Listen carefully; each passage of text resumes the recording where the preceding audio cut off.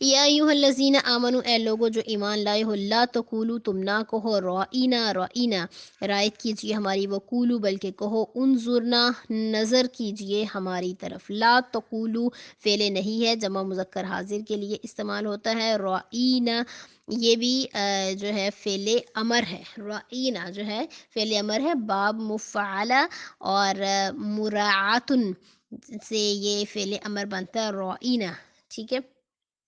تو وقولو بلکہ کہو، کولو یہ بھی فعل امر ہے، کولو جمع مذکر حاضر کے لیے استعمال ہوتا ہے، تم سب مرد کہو۔ انظرنا ہماری طرف دیکھیے، انظر، انظر تم ایک مرد دیکھو، ٹھیک ہے۔ یہ بھی امر کا صیغہ ہے، واحد مذکر حاضر کے لیے استعمال ہوتا ہے، نا جو ہے وہ ضمیر متکلم ہے یعنی ہماری طرف۔ واسمعوا اور سنا کرو، اسمعوا اصل میں یہ بھی فعل امر ہے، باب سمیع یسمع سے، اسمع، اسمع، اسمعوا جمع مذکر حاضر کا صیغہ ہے، فعل امر ہے۔ وللکافرین اور کافروں کے لیے عذاب، عذاب ہے، علیم دردناک۔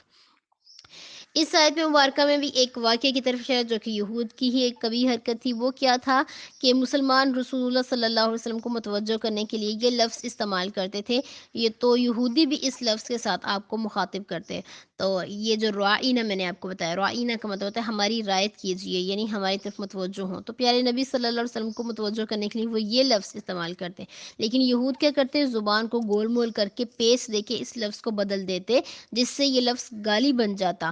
تو بدلتے کیسے تھے، رعینا کو کہتے رعینا، یعنی لمبا کر کے اس کو زبان کو گول کر کے پڑھتے، تو جس کا مطلب بن جاتا ہمارا چرواہا۔ عربک لینگویج بہت وسیع ہے، اس میں ایک لفظ کے کئی کئی معنی بنتے ہیں اگر اس میں تھوڑے سے بھی زیر زبر کا فرق آ جاتا ہے۔ ایک جگہ پہ ایک چیز جو ہے وہ فائل بن رہی ہے، اس کے اعراب فائل کے ہوتے ہیں پیش، اگر ہم پیش کی بجائے زبر پڑھتے ہیں تو وہ مفعول بن جاتی ہے۔ تو فائل اور مفعول میں کتنا فرق ہے، فائل کام کرنے والا ہے، مفعول جس پہ کام ہوتا ہے۔ تو عربک لینگویج اتنی وسیع ہے کہ ایک زیر زبر سے اعراب جو ہے وہ بدل جاتے ہیں۔ اس لیے میں آپ سے کہتی ہوں قرآن حکیم کا ناظرہ نہیں آتا تو اس کو سیکھ لیں، زیر زبر کی مسٹیک کرنے سے یا لفظوں کو کھینچ کھینچ کے پڑھنے سے پورا ترجمہ چینج ہو جاتا ہے۔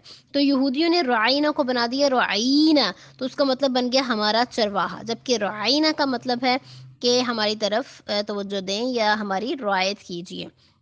ایک اور بھی علماء نے اس میں سے ایک اور بھی مصدر نکالا، وہ یہ کہتے ہیں کہ اسے رعونت سے اگر اسم الفاعل قرار دیجئے، رعونت اگر مصدر ہو اور اس کا جو اسم الفاعل بنتا ہے وہ رعینن بنتا ہے، جس کا معنی احمق ہے، تو علماء نے اس کی ایک اور تشریح یہ کی کہ وہ آپ صلی اللہ علیہ وسلم کو اس طرح کی گالی والے لفظ یا احمق یا اور ہمارا چرواہا اس طرح سے کہہ کے وہ آپ صلی اللہ علیہ وسلم کو پکارنے لگے۔ تو اللہ تعالیٰ سے تو کوئی بات جو ہے وہ چھپی نہیں، اللہ تعالیٰ نے مسلمانوں کو آپ کے لیے یہ لفظ استعمال کرنے سے منع فرمایا اور انظرنا کہنے کا حکم دیا، ساتھ ہی فرمایا کہ غور سے سنو تاکہ رسول اللہ صلی اللہ علیہ وسلم کو متوجہ کروانے کی ضرورت ہی نہ پڑے۔